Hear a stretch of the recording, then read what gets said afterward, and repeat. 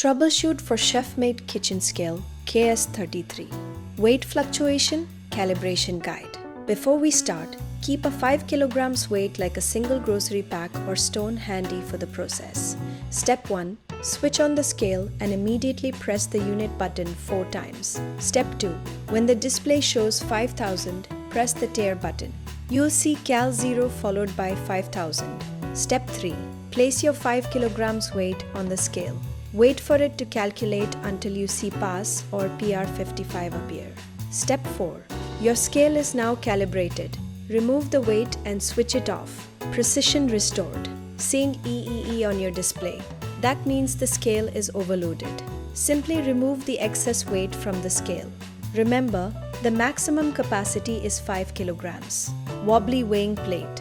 Start by gently pulling off the weighing plate. Now, flip the scale over.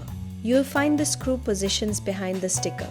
Carefully peel back the sticker to locate the screws. Tighten both screws clockwise. Once done, turn the scale back and place the weighing plate in its original position.